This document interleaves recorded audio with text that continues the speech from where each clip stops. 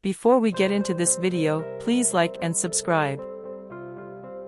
The Mahabharata is an ancient Indian epic where the main story revolves around two branches of a family, the Pandavas and Kauravas, who, in the Kurukshetra war, battle for the throne of Hastinapura. Interwoven into this narrative are several smaller stories about people dead or living, and philosophical discourses. Krishnadvaipayan Vyasa, himself a character in the epic, composed it, as, according to tradition, he dictated the verses and Ganesha wrote them down. At 100,000 verses, it is the longest epic poem ever written, generally thought to have been composed in the 4th century BCE or earlier. The events in the epic play out in the Indian subcontinent and surrounding areas. It was first narrated by a student of Vyasa at a snake sacrifice of the great-grandson of one of the major characters of the story. Including within it the Bhagavad Gita, the Mahabharata is one of the most important texts of ancient Indian, indeed world, literature. The Prelude. Shantanu, the king of Hastinapur, was married to Ganga, personification of the Ganges, with whom he had a son called Devavrat.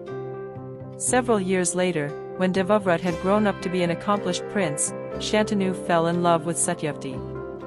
Her father refused to let her marry the king unless the king promised that Satyavati's son and descendants would inherit the throne. Unwilling to deny Devavrat his rights, Shantanu declined to do so, but the prince, on coming to know of the matter, rode over to Satyavati's house, vowed to renounce the throne and to remain celibate throughout his life. The prince then took Satyavati home to the palace so that the king, his father, could marry her. On account of the terrible vow that he'd taken that day, Devavrat came to be known as Bhishma. Shantanu was so pleased with his son that he granted to Devavrat the boon of choosing the time of his own death. In time, Shantanu and Satyavati had 2 sons. Soon thereafter, Shantanu died. Satyavati's sons still being minors, the affairs of the kingdom were managed by Bhishma and Satyavati.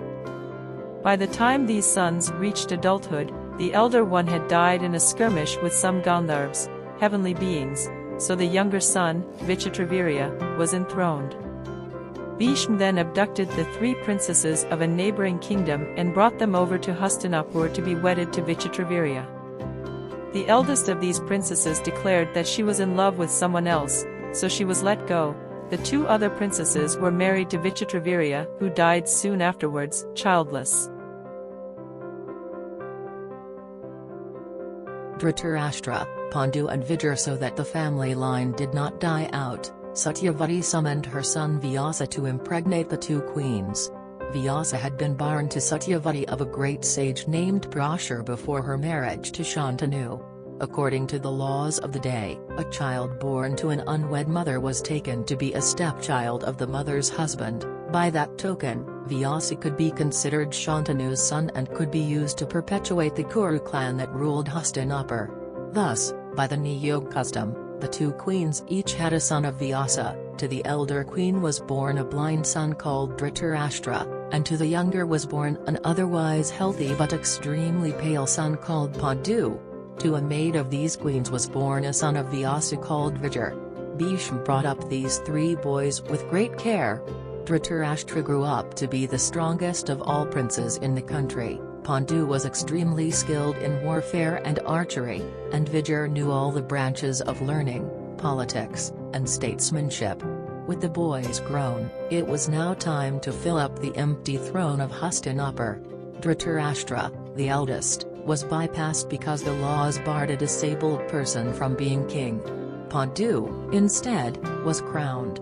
Bhishma negotiated Dhritarashtra's marriage with Gandhari, and Pandu's with Kunti and Madri. Pandu expanded the kingdom by conquering the surrounding areas, and brought in considerable war booty. With things running smoothly in the country, and with its coffers full, Pandu asked his elder brother to look after the state affairs, and retired to the forests with his 2 wives for some time off. Kauravas and Pandavas. A few years later, Kunti returned to Hastinapur. With her were 5 little boys, and the bodies of Pandu and Madri. The 5 boys were the sons of Pandu, born to his 2 wives through the custom from gods. The eldest was born of Dharma, the second of Vayu, the third of Indra, and the youngest, twins, of the Ashvins. In the meanwhile, Dhritarashtra and Gandhari too had children of their own, 100 sons and 1 daughter. The Kuru elders performed the last rites for Pandu and Madri, and Kunti and the children were welcomed into the palace. All of the 105 princes were subsequently entrusted to the care of a teacher, Kripa at first and, additionally, Drona later. Drona's school at Hastinapur attracted several other boys. Karna, of the Sutta clan, was one such boy. It was here that hostilities quickly developed between the sons of Dhritarashtra, collectively called the Kauravas, patronymic of their ancestor Kuru, and the sons of Pandu, collectively called the Pandavas, patronymic of their father. Duryodhana, the eldest Kaurava, tried, and failed, to poison Bhima, the second Pandava. Karna, because of his rivalry in archery with the third Pandava, Arjuna, allied himself with Duryodhana. In time, the princes learned all they could from their teachers, and the Kuru elders decided to hold a public skills exhibition of the princes. It was during this exhibition that the citizens became plainly aware of the hostilities between the 2 branches of the royal family. Duryodhana and Bhima had a mace fight that had to be stopped before things turned ugly. Karna, uninvited as he was not a Kuru prince, challenged Arjuna, was insulted on account of his non-royal birth, and was crowned king of a vassal state on the spot by Duryodhana. It was also around this time that questions began to be raised about Dhritarashtra occupying the throne, since he was supposed to be holding it only in trust for Pandu, the crowned king. To keep peace in the realm, Dhritarashtra declared the eldest Pandava, Yudhishthira, as the crown prince and heir apparent. The First Exile. Yudhishthira's being the crown prince and his rising popularity with the citizens was extremely distasteful to Duryodhana, who saw himself as the rightful heir since his father was the de facto king. He plotted to get rid of the Pandavas. This he did by getting his father to send the Pandavas and Kunti off to a nearby town on the pretext of a fair that was held there.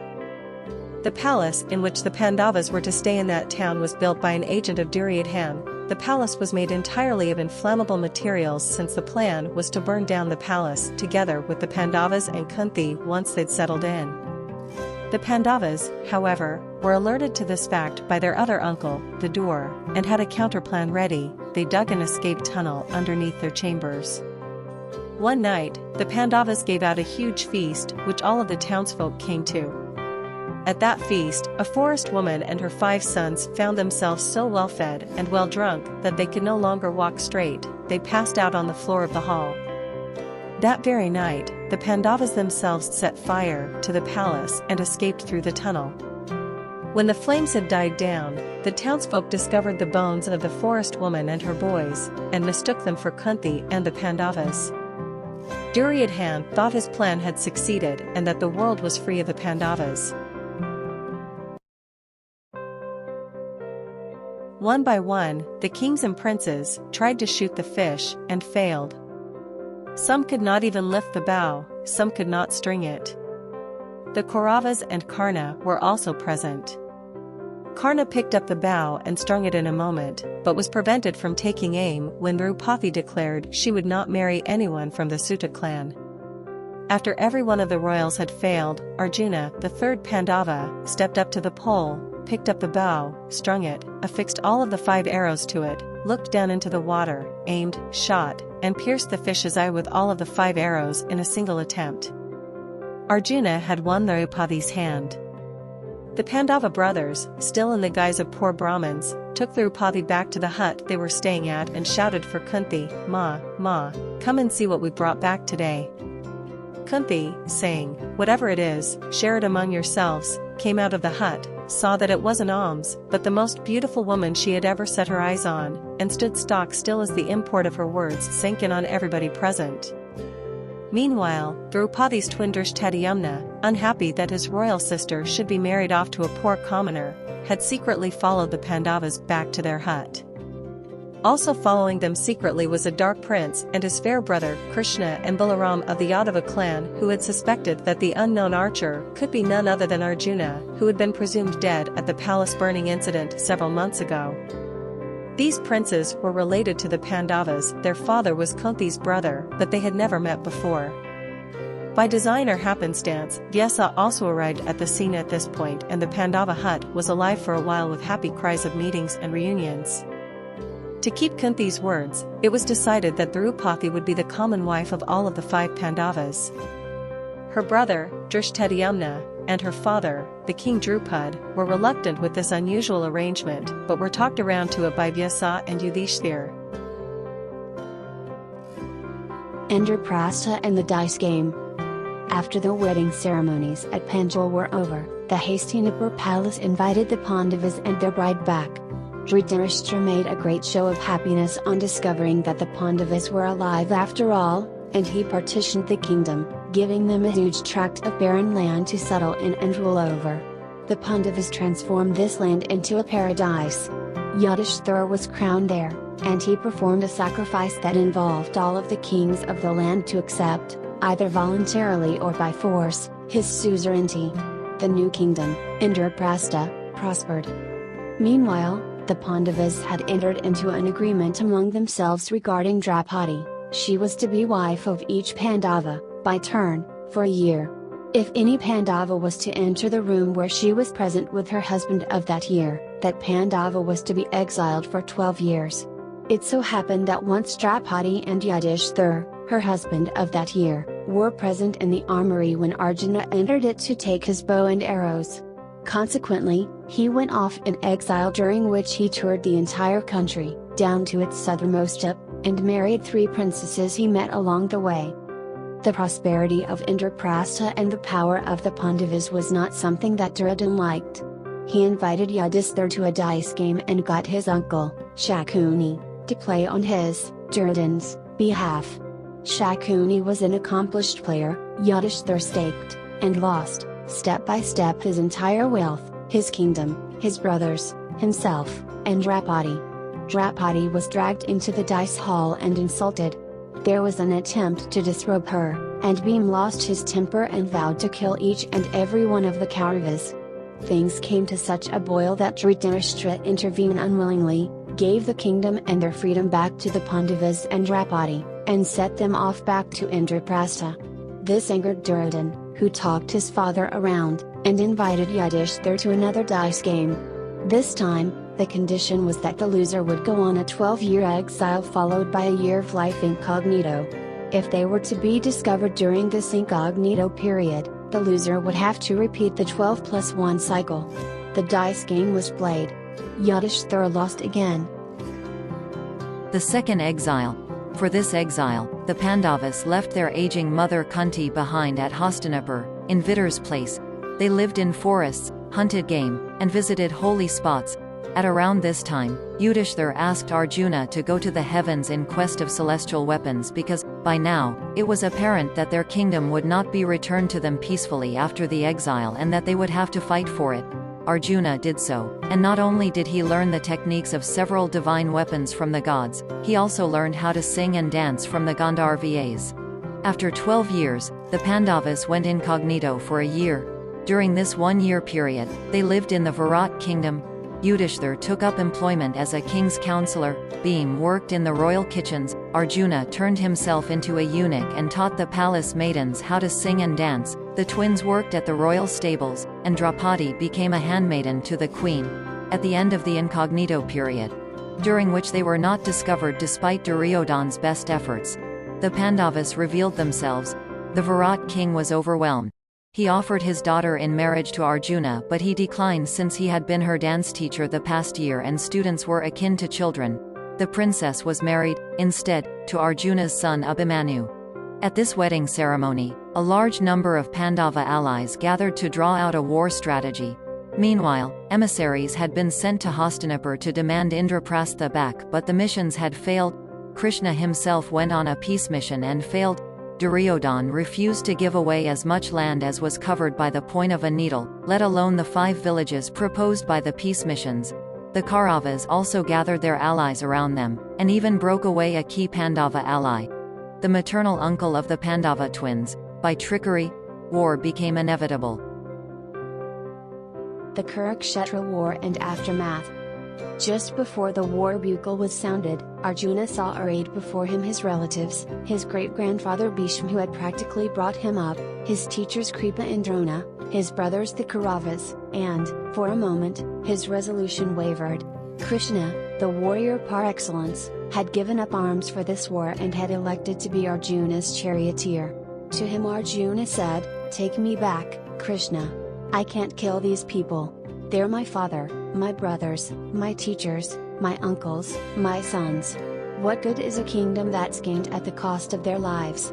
Then followed a philosophical discourse that has today become a separate book on its own, the Bhagavad Gita. Krishna explained the impermanence of life to Arjuna, and the importance of doing one's duty and of sticking to the right path. Arjuna picked up his bow again. The battle raged for 18 days. The army totaled 18 Akshauhinis, 7 on the Pandava side and 11 on the Kaurava. 1 Akshauhini equals 21,870 chariots plus 21,870 elephants plus 65,610 horses plus 109,350 soldiers on foot. Casualties on both sides were high. When it all ended, the Pandavas had won the war but lost almost everyone they held dear. Duryodhana and all of the Kauravas had died, as had all of the menfolk of Draupadi's family, including all of her sons by the Pandavas. The now dead Karna was revealed to be a son of Kunti's from before her marriage to Pandu, and thus, the eldest Pandava and the rightful heir to the throne. The grand old man, Bhishma, lay dying. Their teacher Drona was dead, as were several kinsfolk related to them either by blood or by marriage. In about 18 days, the entire country lost up almost 3 generations of its men. It was a war not seen on a scale before. It was the Great Indian War, the Mahabharata. After the war, Yudhishthir became king of Hastinapura and Indraprastha. The Pandavas ruled for 36 years, after which they abdicated in favor of Abhimanyu's son, Parikshit. The Pandavas and Draupadi proceeded on foot to the Himalayas, intending to live out their last days climbing the slopes heavenwards. One by one, they fell on this last journey and their spirits ascended to the heavens. Years later, Parikshit's son succeeded his father as king. He held a big sacrifice, at which this entire story was recited for the first time by a disciple of Vyasa called Vaishampayan. Since that time, this story has been retold countless times, expanded upon, and retold again. The Mahabharata remains popular to this day in India. It has been adapted and recast in contemporary mode in several films and plays. Children continue to be named after the characters in the epic. The Bhagavad Gita is one of the holiest of Hindu scriptures. Beyond India, the Mahabharata story is popular in Southeast Asia in cultures that were influenced by Hinduism such as Indonesia and Malaysia. And if you all enjoy this wonderful video, please consider leaving a like and subscribe to the channel for more amazing content like this one.